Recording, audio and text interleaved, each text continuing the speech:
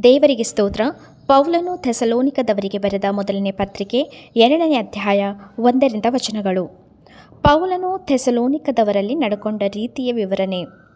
ಸಹೋದರರೇ, ನಾವು ಸುಮ್ಮಗೆ ನಿಮ್ಮ ಬಳಿಗೆ ಬರಲಿಲ್ಲವೆಂಬುದನ್ನು ನಿಮಗೆ ತಿಳಿದಿರುವ ಪ್ರಕಾರ ನಮಗೆ ಫಿಲಿಪ್ಪಿ ಪಟ್ಟಣದಲ್ಲಿ ಹಿಂಸೆಯೂ ಅವಮಾನವೂ ಮೊದಲು ಸಂಭವಿಸಿದರೂ ನಾವು ನಮ್ಮ ದೇವರ ಮೂಲಕ ಧೈರ್ಯಗೊಂಡು ಬಹು ವಿರೋಧವನ್ನು ಅನುಭವಿಸುವವರಾಗಿ ನಿಮಗೆ ದೇವರ ಸುವಾರ್ತೆಯನ್ನು ತಿಳಿಸಿದ್ದೇವೆಂಬುದನ್ನು ನೀವೇ ಬಲ್ಲಿರಿ. ಯಾಕಂದರೆ ನಮ್ಮ ಬೋಧನೆಯು ಅಬದ್ಧವಲ್ಲ, ಅಶುದ್ಧವಲ್ಲ, ಮೋಸವಲ್ಲ. ದೇವರು ನಮ್ಮನ್ನು ಯೋಗ್ಯರೆಂದೆನಿಸಿ ಸುವಾರ್ತೆಯನ್ನು ನಮ್ಮ ವಶಕ್ಕೆ ಒಪ್ಪಿಸಿದ್ದಾನಲ್ಲ ಎಂದು ಯೋಚಿಸುವವರಾಗಿ ಮನುಷ್ಯರನ್ನು ಮೆಚ್ಚಿಸಬೇಕೆನ್ನದೆ ಹೃದಯವನ್ನು ಪರಿಶೋಧಿಸುವ ದೇವರನ್ನೇ ಮೆಚ್ಚಿಸಬೇಕೆಂದು ಮಾತಾಡುತ್ತೇವೆ. ನಿಮಗೆ ತಿಳಿದಿರುವ ಪ್ರಕಾರ ನಾವು ಎಂದಿಗೂ ಮುಖಸ್ತುತಿಯನ್ನು ಮಾಡುವವರಾಗಿ ಕಾಣಬಂದಿಲ್ಲ ಮತ್ತು ದ್ರವ್ಯಾಶೆಯನ್ನು ಮರೆಮಾಡುವುದಕ್ಕಾಗಿ ವೇಷವನ್ನು ಹಾಕಿಕೊಂಡವರಾಗಿಲ್ಲ. ಇದಕ್ಕೆ ದೇವರೇ ಸಾಕ್ಷಿ. ಇದಲ್ಲದೆ ನಾವು ಕ್ರಿಸ್ತನ ಅಪೋಸ್ತಲರಾಗಿರುವುದರಿಂದ ನಮಗೆ ಗೌರವವನ್ನು ಕೊಡಬೇಕೆಂದು ಹೇಳಬಹುದಾಗಿದ್ದರೂ ಮನುಷ್ಯರಿಂದ ಬರುವ ಮಾನವನ್ನು ನಿಮ್ಮಿಂದಾಗಲಿ ಇತರರಿಂದಾಗಲಿ ಹೊಂದಲಪೇಕ್ಷಿಸುವವರಾಗಿಲ್ಲ.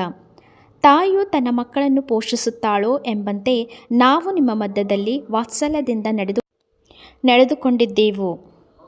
ನೀವು ನಮಗೆ ಅತಿ ಪ್ರಿಯರಾದ ಕಾರಣ ನಾವು ನಿಮ್ಮಲ್ಲಿ ಮಮತೆಯುಳ್ಳವರಾಗಿ ದೇವರ ಸುವಾರ್ತೆಯನ್ನು ಹೇಳುವುದಕ್ಕೆ ಮಾತ್ರವಲ್ಲದೆ ನಿಮಗೋಸ್ಕರ ಪ್ರಾಣವನ್ನೇ ಕೊಡುವುದಕ್ಕೆ ಸಂತೋಷಿಸುವರಾದೆವು.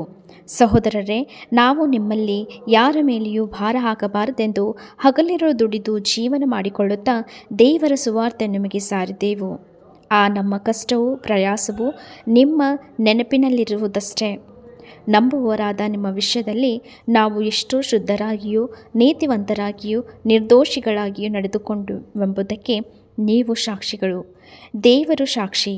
ತಂದೆಯು ತನ್ನ ಮಕ್ಕಳಿಗೆ ಹೇಗೋ ಹಾಗೆಯೇ ನಾವು ನಿಮ್ಮಲ್ಲಿ ಪ್ರತಿಯೊಬ್ಬನಿಗೆ ಬುದ್ಧಿ ಹೇಳುತ್ತಾ ಧೈರ್ಯಪಡಿಸುತ್ತಾ ತನ್ನ ರಾಜ್ಯ ಪ್ರಭಾವಗಳಲ್ಲಿ ಪಾಲುಗಾರರಾಗುವುದಕ್ಕೆ ಕರೆಯುವ ದೇವರಿಗೆ ಯೋಗ್ಯರಾಗಿ ನೀವು ನಡೆಯಬೇಕೆಂದು ಖಂಡಿತವಾಗಿ ಹೇಳುತ್ತಾ ಇದ್ದೇವೆಂಬುದು ನಿಮಗೆ ತಿಳಿದಿದೆ. ಕ್ರೈಸ್ತ ಸಭೆಯವರಿಗೆ ಉಂಟಾದ ಹಿಂಸೆಯನ್ನು ಯೆಹೂದ್ಯರ ವಿರೋಧವನ್ನು ಕುರಿತದ್ದು. ಹೀಗಿರಲಾಗಿ ನೀವು ದೇವರ ವಾಕ್ಯವನ್ನು ನಮ್ಮಿಂದ ಕೇಳಿದಾಗ ಅದನ್ನು ಮನುಷ್ಯರ ವಾಕ್ಯವೆಂದೆನಿಸದೆ ದೇವರ ವಾಕ್ಯವೆಂದೇ ತಿಳಿದು ಅಂಗೀಕರಿಸಿದ್ದಕ್ಕಾಗಿ ನಾವಂತೂ ಎಡೆಬಿಡದೆ ದೇವರಿಗೆ ಕೃತಜ್ಞತಾ ಸ್ತುತಿ ಮಾಡುತ್ತೇವೆ. ಅದು ನಿಜವಾಗಿ ದೇವರ ವಾಕ್ಯವೇ. ಅದು ನಂಬುವವರಾದ ನಿಮ್ಮೊಳಗೆ ಬಲವಾಗಿ ಕೆಲಸ ನಡೆಸುತ್ತದೆ. ಹೌದು ಸಹೋದರರೇ, ನೀವು ಯೂದಾಯದಲ್ಲಿ ಕ್ರಿಸ್ತ ಯೇಸುವಿನಲ್ಲಿರುವ ದೇವರ ಸಭೆಗಳನ್ನು ಅನುಸರಿಸುವರಾದಿರಿ.